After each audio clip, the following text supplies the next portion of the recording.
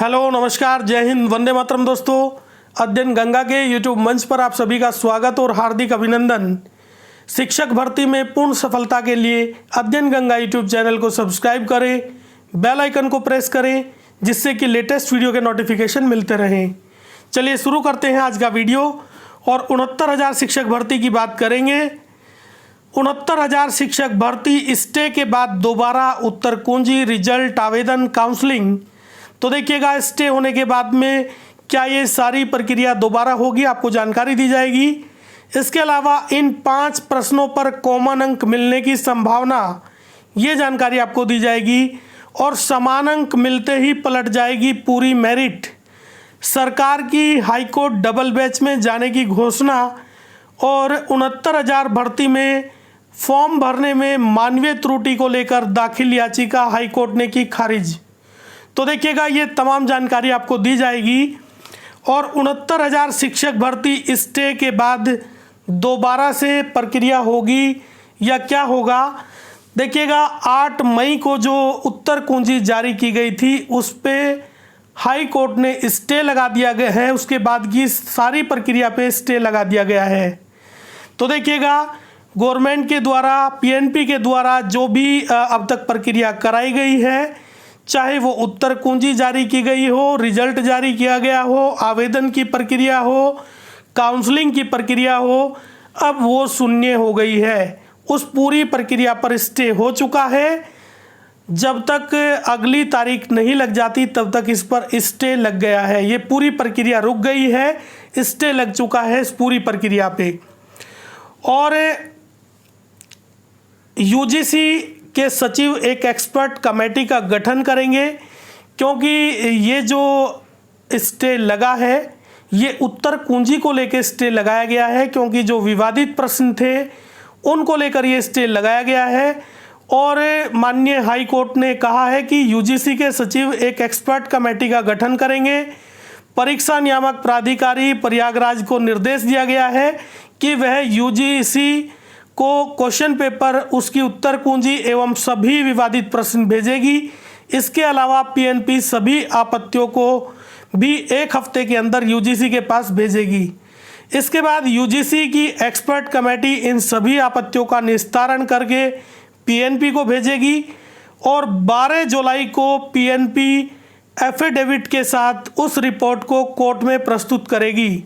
इसके बाद court final बहस के बाद निर्णय सुनाया जाएगा।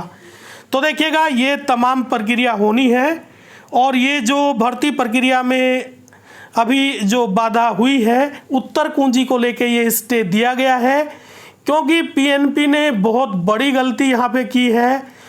और सरकार भी ये कहती रही है कि योग्य शिक्षक भर्ती होंगे, और आयोग भी कहता रहा है कि योग्य शिक्षक भर्ती होंगे, लेकिन योग्य शिक्षकों से पहले जो शिक्षकों को जो भर्ती करेगा वो आयोग भी योग्य होना चाहिए।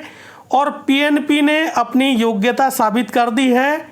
पीएनपी ने खुद माना है कि 3 प्रश्नों पे जिन पे कॉमन अंक दिए हैं वो तीनों प्रश्न आउट ऑफ सिलेबस है। ये इतनी बड़ी मिस्टेक पीएनपी पहले ही कर चुका है। और उसके बाद में पूरा प्रश्न पत्र जो है उसमें काफ़ी तमाम क्वेश्चन विवादित हैं और काफ़ी विवाद देखने को मिला है। और इसी को लेकर माननीय हाई कोर्ट ने स्टे किया है इस भर्ती पे। तो पीएनपी की बहुत बड़ी गलती है। और आयोग, ये गवर्नमेंट को भी देखना चाहिए कि आयोग में जो इस तरह के जो कर्मचारी हैं, जो अधिकारी हैं, उनको हटाया जाना चाहिए। और एक ऐसे आयोग का गठन होना चाहिए जो भर्ती प्रक्रिया को साफ सुथरी कराए। 1.5 साल से ज़्यादा का समय हो चुका है, भर्ती का खेल हो रहा है। पीएनपी गलती पे गलती किए जा रहा है और इसका खामियाजा तमाम अभ्यर्थियों को भुगतना पड़ रहा है। तो यहाँ भी पीएनपी का जो गलती है उसका खामियाजा अभ्यर्थियों को भुगतना पड़ेगा। तो ये रोक लगाई गई है। और वैसे तो बहुत सारे विवादित प्रश्न हैं, 13-14 प्रश्न विवादित हैं। और लेकिन जो ज़्यादा विवादित प्रश्न हैं, ऐसे जो 5 प्रश्न हैं जो ज़्यादा विवादित हैं, उनमें गरीबी, भारत में गरीबी का आकलन किस आधार पर किया जाता है, एक प्रश्न तो ये है। इसके अलावा संविधान के पहले अध्यक्ष कौन थे, और यहाँ पे डायरेक्ट यही पूछा गया कि संविधान के पहले अध्यक्ष कौन थे।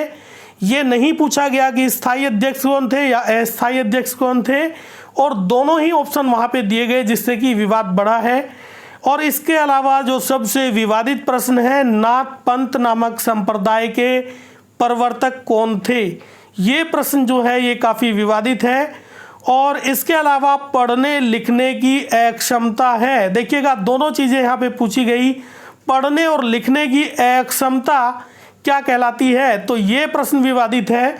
और इसके अलावा कौन सा एक सामाजिक प्रेरक है, और इसमें आत्मगौरव और प्रेम को लेके ये विवाद बना हुआ है। और इसके अलावा शैक्षिक प्रशासन उपयुक्त विद्यार्थियों को उपयुक्त शिक्षकों द्वारा समुचित शिक्षा प्राप्त करने योग्य बनाता है, जिससे वे उपलब्ध साधनों का उपयोग करके अपने प्रशिक्षण में सर्वोत्तम को प्राप्त करने में समर्थ हो सके। ये परिभाषा किसके द्वारा दी गई, एक ये विवादित प्रश्न है। तो तमाम विवादित प्रश्न हैं, लेकिन जो मुख्य जो प्रश्न है वो यही है।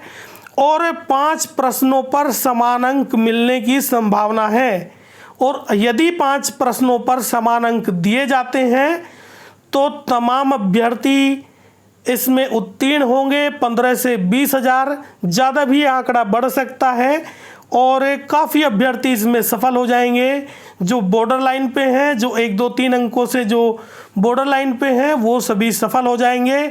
और मेरिट जो है वो बिल्कुल बदल जाएगी, मेरिट बिल्कुल बदल जाएगी, क्योंकि कट ऑफ बहुत से अभ्यर्थियों का ज़्यादा बैठेगा। जो एकेडमिक है उसके आधार पे मेरिट में काफ़ी बदलाव हो जाएगा। तो ये बड़ी एक घटना हुई है शिक्षक भर्ती में, यहाँ स्टे लगने से। और यदि इन प्रश्नों पर कॉमन अंक दिए जाते हैं तो काफ़ी बदलाव देखने को मिल सकता है। तो देखिएगा काफ़ी बदलाव देखने को मिल सकता है। और इसके विरुद्ध सरकार ने घोषणा की है, सिंगल बैच के विरुद्ध डबल बैच में जाने की घोषणा की है। इस फैसले के विरुद्ध सरकार ने घोषणा की है डबल बैच में जाने की, और सरकार सहमत नहीं है इस फैसले से और डबल बैच में जाने की घोषणा की है।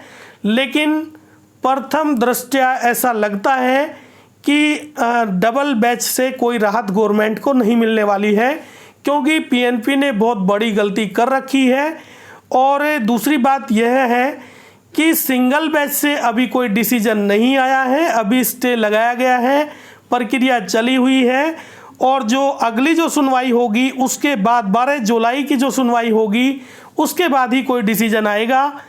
तो अभी सरकार का जो डबल बैच में जो जाने का जो निर्णय है वो लगता नहीं है ज़्यादा कारगर होगा, और वहाँ से भी हो सकता है कि खारिज कर दिया जाए गवर्नमेंट की याचिका।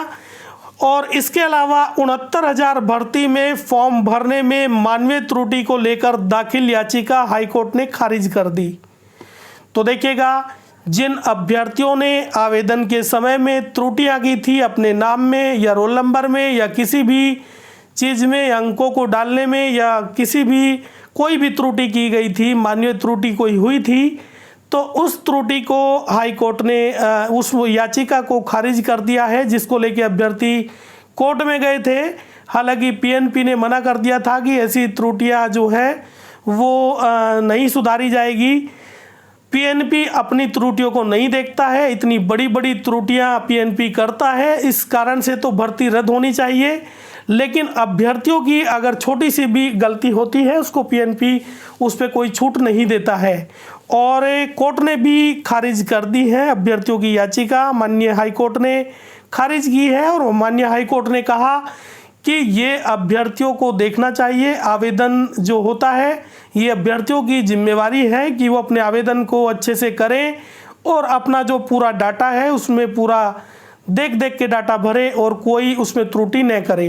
तो ये खारिज कर दी गई है ये याचिका। तो ये तमाम जानकारी आपको दी गई। ये वीडियो आपको कैसा लगा?